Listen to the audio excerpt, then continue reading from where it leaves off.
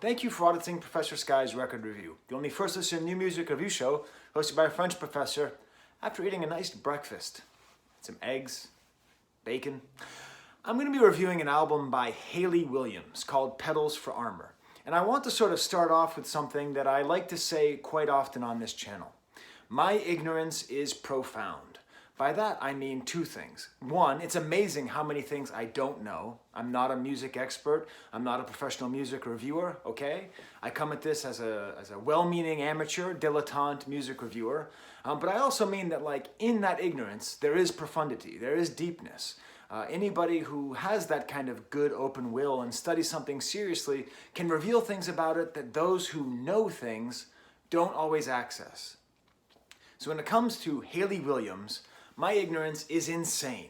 It is off the charts. I have no idea who she is. Now, she's been releasing this album in 3 different parts, and I've listened to it, and I kind of heard it, and I thought the vocals were too much, so I just skipped it. It's only now that she's put all these 3 things together that I'm reviewing it. And I'm like, who is Hayley Williams? I had no idea. And I looked at the related artists, and there's a whole bunch of band names. Paramore. It turns out she's the lead singer of Paramore. Florence and the Machine. St. Vincent. Evanescence. I don't know a single thing about any of those bands I just mentioned, except that they are rock, pop, alternative, adjacent rock bands with a female lead singer.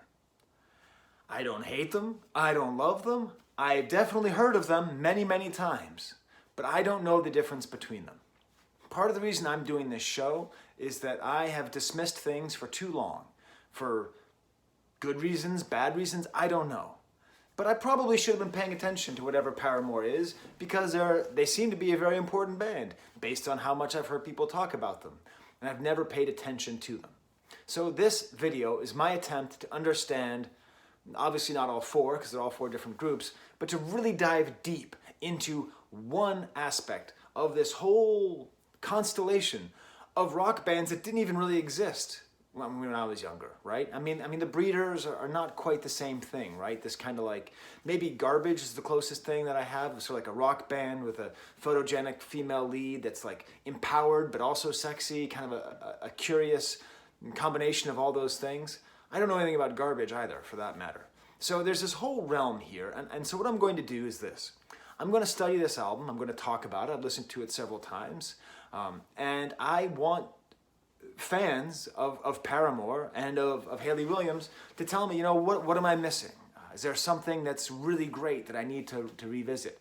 Do I get this album just by listening to it innocently? Because I've never even heard a Paramore song, or if I had, it was, I don't know, it was playing while my daughter was shopping at Hot Topic, and I didn't, I wasn't paying attention to what it is.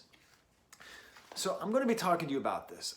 I must warn you, the first time sorry, a little thing on my sweater here, that's bugging me. This is bugging me. I'm going to take this off. That looks better, doesn't it?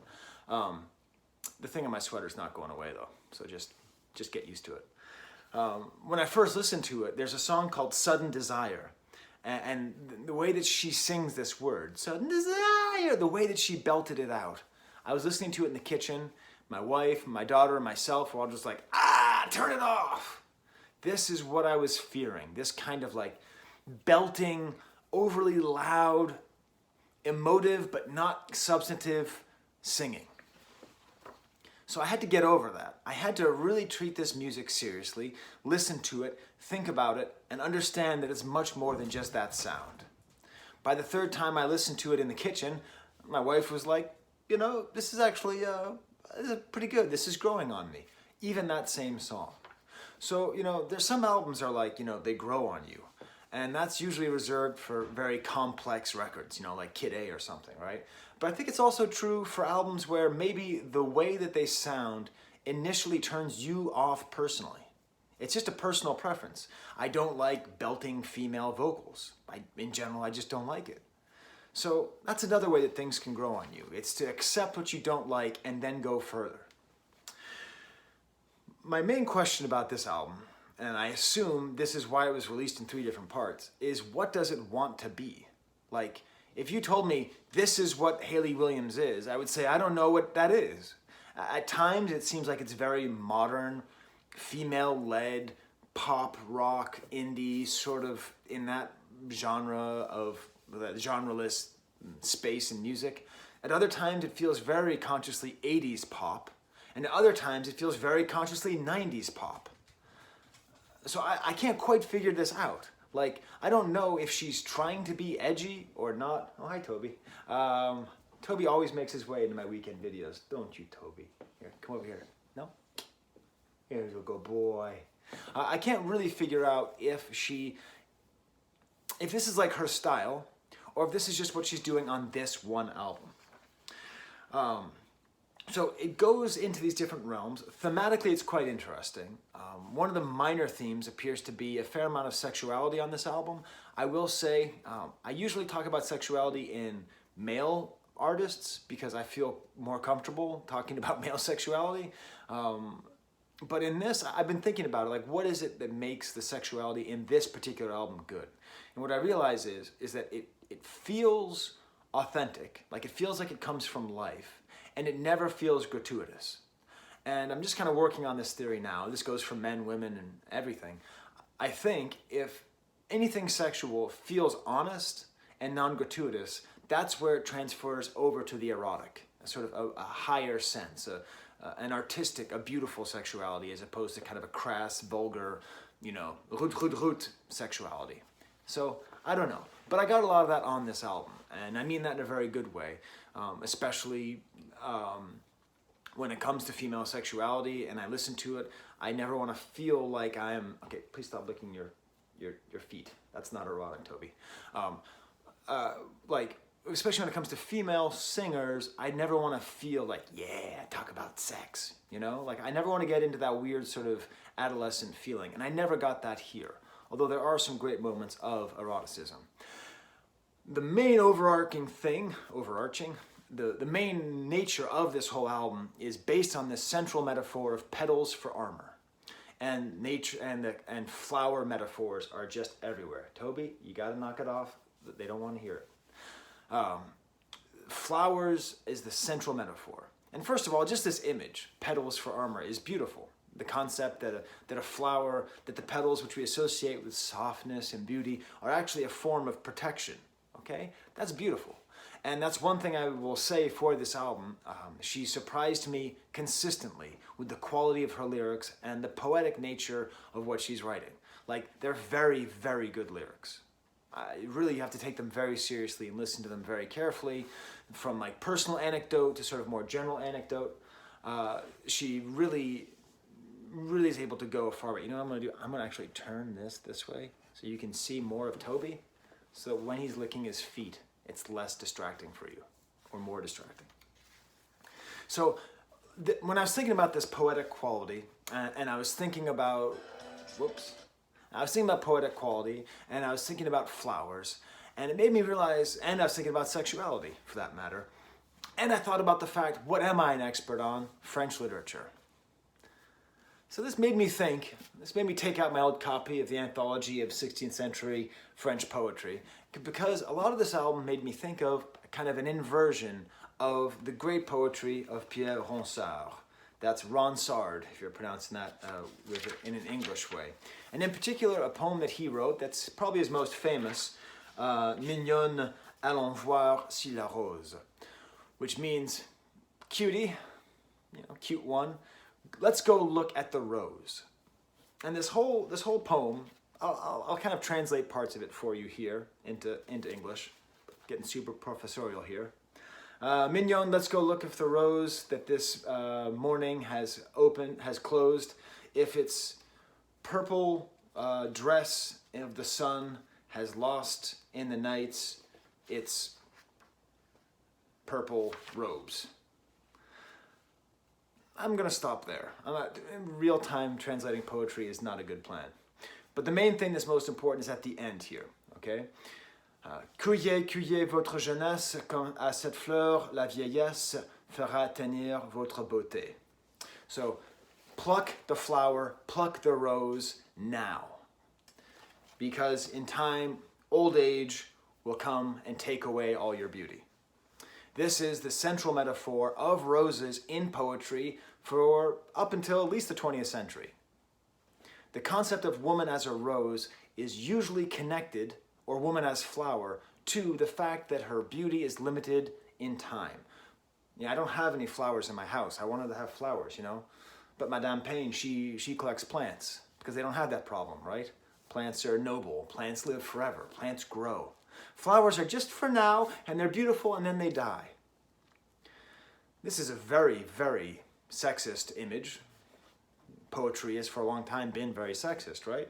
So this concept, first of all, he's trying to sleep with the woman. So he's like, hey, while you're beautiful, you might as well sleep with me because you're gonna be old later, and I'm not gonna want to be with you because you're just gonna be a rose, all wilted and sad.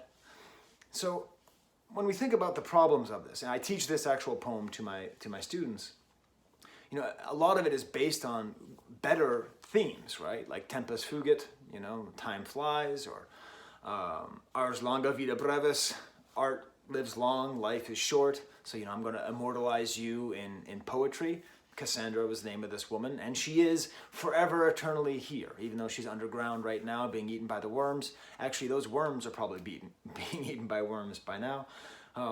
So, there are those larger themes, and the more popular theme, Carpe Diem, seize the day, so you might as well sleep with this poet guy. But, the problem with that all is that obviously women are turned into roses, they're turned into flowers, which turns them into objects, which is why I'm coming back to Hayley Williams now in her central metaphor as herself being a flower and the petals being armor. By making herself a flower, she is taking herself out of being the object of the sentence and becoming the subject of the sentence. So, I also teach a lot about feminist theory, and that's the primary concept, is that women are treated as objects in the history of art, poetry, music, constantly something that the male eye sees and depicts and makes eternal, and that she just sits there and is pretty up until her petals fall off, and then she's ugly, in which case she could be discarded in the trash with the rest of the objects that the poet has used. So let's actually treat Hayley Williams' new work as a great inversion of this old trope. She's saying, I am a rose. It's true, but not for that reason. I want to take one song. I'm going to go track by track and sort of tell you about this album, what I think. But I want to focus more specifically on one track, Roses, Lotus, Violet, Iris. Obviously the name of 4 different kinds of flowers. And this song, stylistically, it's sort of the most neutral sounding track. It's probably why it's my favorite. It doesn't sound like it's trying to be the 80s or the 90s. It's just a well-written song.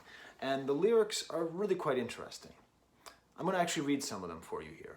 I have seen your body and I have seen your beauty. They are separate things, pretty, pretty, pretty things. So again, this kind of idea of like flowers but bodies as being objects that are beautiful. But I am in a garden tending to my own, so what do I care? Do I care? And what do you care if I grow? And that's the primary theme of this album, is growth. And so she's becoming a flower, and she's talking about being a flower throughout the whole record. But it's not that she's beautiful and will soon die. It's that she was nothing and she will soon open. She will soon grow out of the earth and become something amazing. That's what she is. That's what she's done, is she's taken the metaphor of the rose and instead of making about decay, making about potential. It's beautiful. It's beautiful. I don't know anything about her. I don't know how old she is. Is she 20? Is she 30? Is she 40? I don't know. This might be tied into her age and about maturing, but I legitimately don't know. You can put that in the comments if you want. Is she American? Australian? I don't know a single thing about her. She seems American to me, but what do I know? It seems like everyone's from Australia or Sweden these days. And then she gets into the chorus. Lotus, lotus, lotus, lotus. Well, no, first she says rose, rose, rose, rose. The way she sings this, it's kind of Lana Del Rey-ish, like she sings with that kind of like drawing. Roses, roses. But it's okay, I wouldn't say it's derivative. Roses show no concern for colors of a violet. This actually reminds me of the Fiona Apple album I reviewed a couple weeks ago, because it's this interesting idea of not having to compare, that a rose doesn't care about a violet, which I think is true. And I think she's sort of talking about her personal autonomy and her like breakup or distance from somebody that she's with. I don't know anything about her sexuality either. I don't know if she's married to a woman, a man, unmarried. I don't know. But this idea that like, this autonomy that she's searching for, right? That you don't care if I grow, I don't care what's in your garden. Lotus, lotus, lotus, lotus, hopes it won't spark envy in your irises. Kind of a pain metaphor there, but still, you know, iris, homonym. But then she gets this great verse here. I'm going to play you a little bit of it so you can get a sense of how it sounds. I'm going to play you 14 seconds of this track. And this is my favorite part, both lyrically and musically, in the entire album.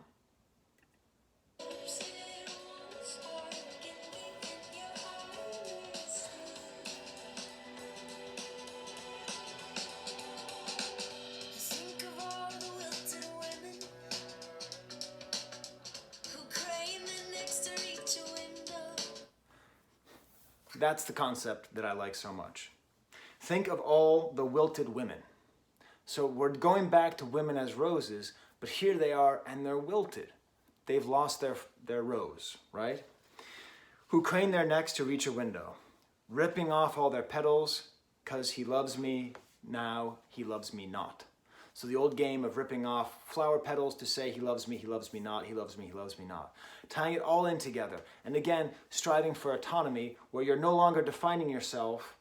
So these women who are wilted partly because they are tearing themselves apart, because they are searching for exterior validation from a man, which can only come to them for a short period of time because of assholes like Pierre de Ronsard, great poet. But just, you know. Drowsy, and I myself was a wilted woman. Thank you, Hayley. Because if she didn't say that, if she just said, think of all these wilted women, she'd be doing that thing which way too many artists, and especially poets, do, where they act as though the things they're describing are not things that they are a part of. That's not the case with her. She was once a wilted woman, drowsy in a dark room, forgot my roots, now watch me bloom. And throughout the whole album, she could have just called this album Watch Me Bloom, because this theme just keeps coming back. So that is my spiritual, poetical take on whoever Hayley Williams is. This is what she's done very well. She has taken this flower theme and inverted it and made it more interesting and made herself the subject of the sentence and no longer the object. She is no longer a wilting woman. So, I'll go quickly through the rest of the tracks to give you my brief ideas of them. Simmer is this kind of badass beginning with like lots of breathing, like very catchy. She talks about rage being quiet. Another great, Toby doesn't like Simmer. Another kind of like great poetic idea that she throws in, rage is being quiet. A little over-stylized vocals. The main thing that will keep me away from loving Hayley Williams or probably from buying this album is just that she just goes a little too far with the vocals being super stylized. But there's great production going on here. Like throughout the entire record, it's very well produced, very glossy. I listened to it with my son. He's like, this is indie pop. I'm like, no, indie pop is not this well produced. Like this is a very professional sounding album. There's great dynamics throughout most of this record, in particular on this first track, you know, kind of quiet and loud. And the third time I listened to it, I ended up really loving this song, especially with the strong bass throughout and just this repetition, this concept of simmer. Leave It Alone is track 2. It's kind of a downbeat track. Nice some wood block on there. Always makes me think of George Michael Bluth. One thing I would say is that it's not that she has a great range in vocals in terms of going low and going high. She doesn't do any of that acrobatics, but she's able to sort of whisper, sing, and belt, and everything in between. So one thing that I would say, I was listening to this with my daughter, who's an aspiring singer, I would say, the thing to listen to for what she does so well is she's able to do that. She's able to go through those different dynamics. It actually reminds me a little bit of the style of Bjork at times. Like at the end of that song, the Rose is Lotus, that ability to bolt, to like belt and be quiet. She doesn't have the funny accent, but maybe she's from Iceland. I don't know. The next track, Cinnamon, is excellent. Just an excellent track. It's a little bit weirder. It's kind of experimental, electronic sound. Reminds me a little bit of the Tune Yards, actually, from a couple years ago. It has a nice, like, twisting melody. And then the theme of this one is about, I'm not lonely, I'm free. So I think she must have had a breakup recently, and a lot of this album is about her blossoming or blooming after a breakup. But Madame Payne was making the point that I'm not lonely, I'm free. Sounds like an echo freedom is just another way of saying nothing left to lose. The great Chris Christopherson line is sung by Janis Joplin. So that's interesting. I don't know. I think that's a good idea, that like it's just another way of expressing this nature, the sadness of freedom, the loneliness of freedom, and the freedom of loneliness. Are you lonely, Toby? No? Okay. Creepin', another kind of weird song. Not my favorite. It seems, I'm just going to skip past that one. Sudden Desire, that's that one that I was talking about that we were just like, ew. But this is the most clearly erotic song, talking about hands going down. It's interesting, it has this kind of like grinding, like industrial sound leading into the chorus, which I don't like that much. But again, it's just too affected.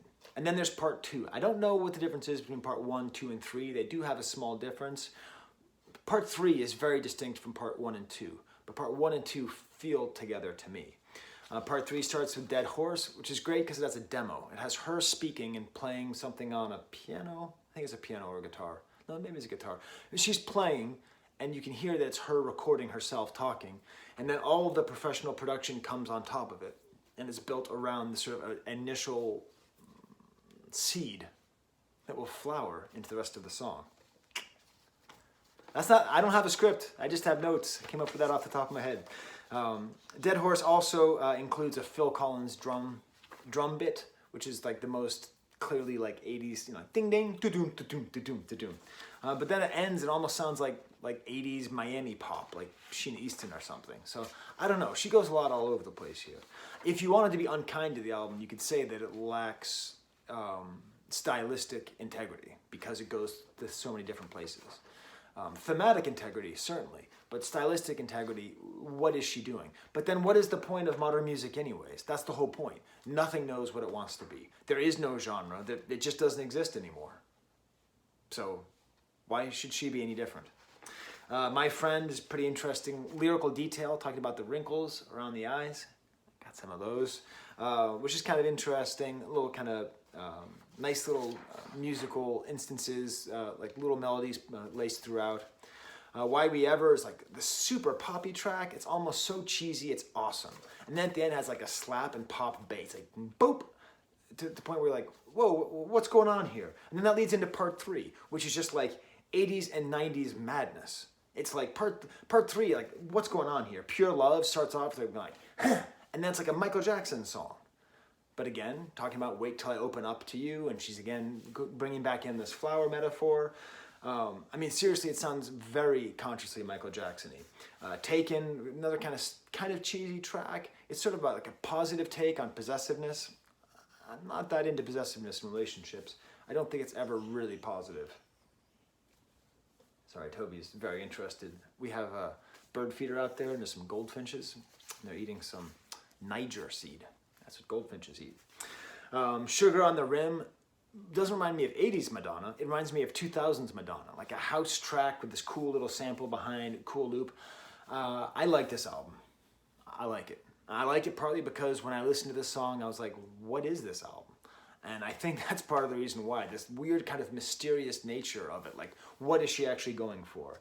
Watch Me As I Bloom is the clearest example of her just belting singing, just very Bjorkish again. Very kind of self-proud, but then the music soundscape is kind of 90s New Jack style. So, I don't know. And then the last track is Crystal Clear, and as I do on basically all of these Saturday episodes, I'm not going to talk about the last track. Okay, so there's my thoughts on Hayley Williams. If you are a fan of Hayley Williams or of Pierre de Ronsard, please leave your comments in there. Tell me, like, what am I missing? Because I don't know. I always end up pissing off super fans by something I say. I probably said something that really annoys Hayley Williams fans, and I'm totally cool with that. Please tell me how I'm wrong. I'm not insecure. I've got Petals for armor. Okay, well, I'm gonna let Toby lick his paws in peace, and until next time, there's the camera.